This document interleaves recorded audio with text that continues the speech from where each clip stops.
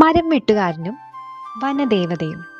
കൂട്ടുകാരെ, ഇന്ന് നമുക്ക് ഈ ഒരു കഥ കേട്ടാലോ?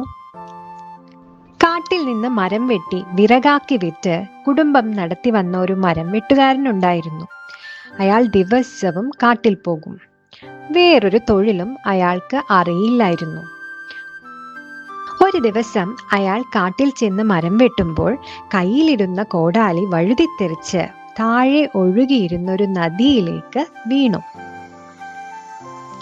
മരം വെട്ടുകാരൻ പതുക്കെ വെള്ളത്തിലിറങ്ങി. നദിയിൽ പലയിടത്തും അയാൾ മുങ്ങിത്തപ്പി നോക്കി. പക്ഷേ അയാൾക്ക് കോടാലി കണ്ടെത്താനായില്ല. പാവം നിരാശനായ മരം വെട്ടുകാരൻ അവിടെ ഇരുന്ന് കരയാൻ തുടങ്ങി. കാരണം മറ്റൊരു മഴു വാങ്ങാൻ അയാളുടെ കയ്യിൽ പണമില്ലായിരുന്നു.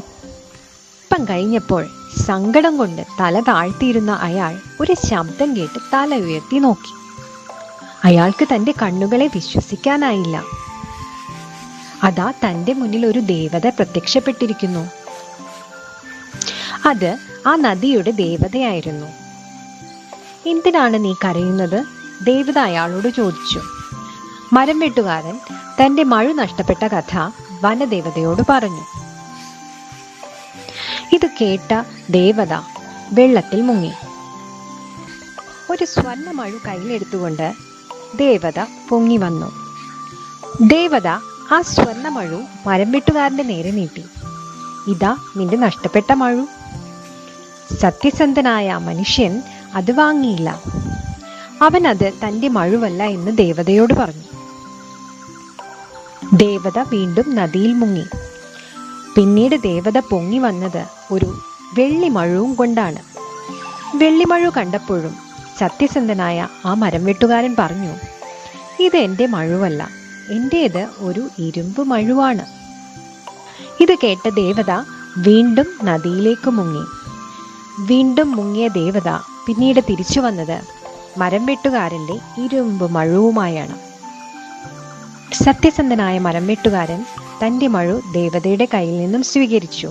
എന്നിട്ട് നദീദേവതയോട് നന്ദി പറഞ്ഞു. അപ്പോൾ ദേവതയുടെ മറുപടി ഇതായിരുന്നു: നിന്റെ സത്യസന്ധതയിൽ ഞാൻ സന്തുഷ്ടയായിരിക്കുന്നു. ഞാൻ നിനക്ക് ഈ വെള്ളിമഴുവും സ്വർണ്ണമഴുവും കൂടി സമ്മാനിക്കുകയാണ്. ഇവ വിറ്റ് നീ സുഖമായി ജീവിച്ചുകൊള്ളൂ. നദീദേവത അയാൾക്ക് സ്വർണ്ണമഴുവും വെള്ളിമഴുവും സമ്മാനിച്ചുകൊണ്ട് നദിയിലേക്ക് അപ്രത്യക്ഷയായി. ആ മരം വെട്ടുകാരൻ സ്വർണ്ണമഴുവും വെള്ളിമഴുവും വിറ്റ് അങ്ങനെ സുഖമായി ജീവിച്ചു. കൂട്ടുകാരെ, ഈ കഥ നമ്മളെ പഠിപ്പിക്കുന്ന പാഠം എന്താണ്? സത്യസന്ധത നമ്മുടെ ജീവിതത്തിൽ എത്രത്തോളം പ്രാധാന്യമർഹിക്കുന്നു എന്നുള്ളതാണ് ഈ കഥയുടെ സന്ദേശം.